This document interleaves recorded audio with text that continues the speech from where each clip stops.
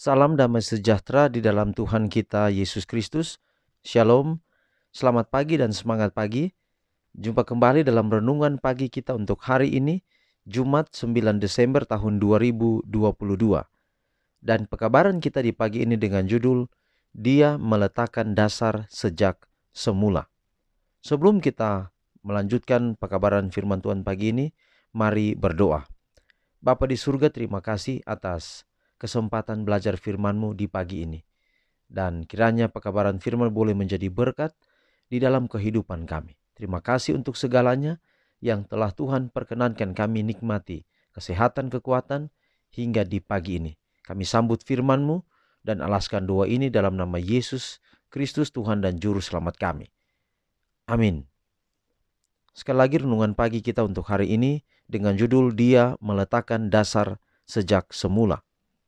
Ayat firman Tuhan Ibrani 1 ayat 10, dan pada mulanya ya Tuhan, Engkau telah meletakkan dasar bumi dan langit adalah buatan tangan-Mu. Sekali lagi, dan pada mulanya ya Tuhan, Engkau telah meletakkan dasar bumi dan langit adalah buatan tangan-Mu. Allah yang agung itu telah menjadikan bumi ini. Ia telah menjadikan bumi ini seluruhnya dengan jubah keindahan dan memenuhinya dengan benda-benda yang berguna bagi manusia. Ia telah menciptakan segala keajaiban-keajaiban di darat dan di dalam lautan. Dalam 6 hari pekerjaan untuk menciptakan itu telah dilaksanakan.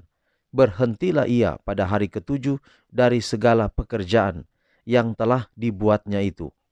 Lalu Allah memberkati hari ke-7 itu dan menguduskannya. Karena pada hari itulah ia berhenti dari segala pekerjaan penciptaan yang telah dibuatnya itu. Allah memandang akan hasil perbuatan tangannya dengan puas. Segala sesuatunya sempurna, layak disebut ciptaan ilahi. Dan ia pun berhenti, bukan seperti seorang manusia yang merasa lelah, melainkan karena merasa senang dengan segala hasil dari hikmat, kebajikan, serta pernyataan kemuliaannya. Rumah tangga leluhur kita yang pertama itu haruslah menjadi suatu pola bagi rumah tangga lainnya bila anak-anak mereka memenuhi dunia ini. Rumah tangga itu yang dihiasi oleh tangan Allah sendiri bukanlah suatu istana yang megah. Manusia di dalam kesombongannya menyukai peralatan yang mewah serta mahal dan bermegah-megah di dalam benda-benda buatan tangannya.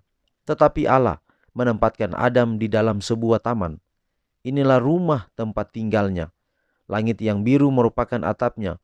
Bumi dengan bunga-bunganya yang indah serta permadani rumput adalah lantainya. Dan dahan serta daun-daun pohon yang indah merupakan tempat bernaungnya. Pada dinding-dindingnya bergantung hiasan-hiasan yang indah, hasil ciptaan seniman yang agung itu. Di sekeliling pasangan yang suci itu terdapat satu pelajaran bagi segala zaman, bahwa kebahagiaan yang sejati bukan terdapat di dalam pemanjaan akan kemewahan serta kemegahan, tetapi di dalam persekutuan dengan Allah melalui hasil ciptaannya. Jadi saudara, Allah telah meletakkan dasar sejak semula. Pelajaran yang kita tarik dari pelajaran hari ini yang pertama adalah dasar tentang adanya hari Sabat. Lukas 4 ayat 16, Yesus datang ke Nazaret tempat ia dibesarkan, dan menurut kebiasaannya pada hari Sabat ia pergi ke rumah ibadat. Kenapa Yesus pergi ke gereja pada hari Sabat? Karena ingat, dia telah meletakkan dasar sejak semula. Sabat itu dia telah letakkan. Apa maksud Sabat? Sabat adalah dari bahasa Ibrani berhenti. Kenapa Yesus berhenti? Tadi kita sudah dengarkan, bukan karena dia lelah, tetapi karena dia merasa senang. Dia mau menikmati pekerjaan tangannya. Jadi Sabat membuktikan bahwa Allah berkarya atas dunia ini.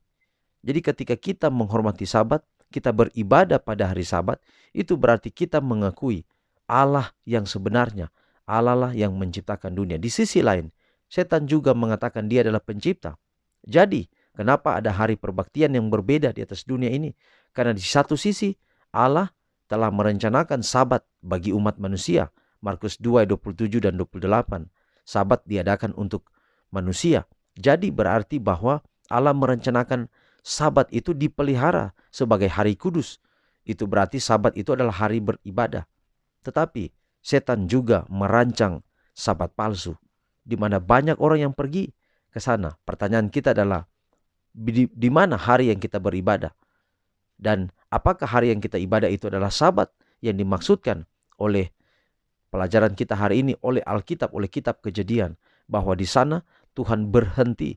Mengapa Tuhan berhenti? Oleh karena Dia mau mengagungkan semua hasil karya yang Dia sudah ciptakan. Sama seperti ketika kita membangun sebuah bangunan.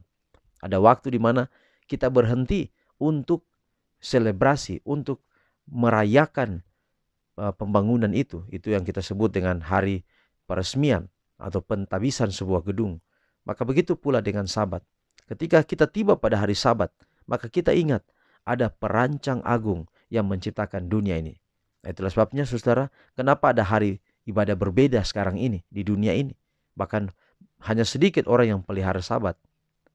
Latar atau dasarnya adalah setan juga menciptakan sabat sebagai hari beribadah, dan banyak orang akan pergi ke sana. Kita perlu menentukan hari apa kita beribadah, maka kita sama dengan menentukan siapa yang kita sembah. Kiranya pekabaran ini mengajak kita untuk tetap kuat mencintai sabat. Peliharalah sabat dengan baik, karena sabat itu tidak hanya di dunia ini, tetapi sabat itu sampai di dalam kerajaan sorga. Inilah menjadi doa dan pengharapan kita semua. Mari kita akhiri pekabaran pagi ini dalam doa. Kita berdoa. Bapa di surga, terima kasih untuk pelajaran yang indah. Kiranya dapat menguatkan kami. Bahkan pelajaran ini mungkin akan menjadi baru bagi beberapa orang. Tetapi kiranya pelajaran ini adalah pekabaran Alkitab yang penting di zaman ini. Bahwa banyak orang mau injak-injak hari sabat. Padahal sabat adalah menyatakan Allah lah sebagai pencipta, perancang agung dunia ini. Untuk itu Tuhan berkati kami agar kami tetap berdiri pada hari sabat untuk menyucikan hari sabat dengan baik. Pelihara kami hari ini dalam setiap tugas tanggung jawab kami, khususnya hari persediaan menjelang sabat. Bila kami dapat menggunakan waktu sebaik-baiknya, agar ketika sabat tiba, kami boleh bersuka cita dan boleh bersyukur. Inilah doa kami, terpuji nama Tuhan, dalam nama Yesus kami telah berdoa. Amin. Saudaraku yang kekasih, demikian pekabaran pagi ini. Sampai jumpa besok. Tuhan memberkati kita semua. Shalom.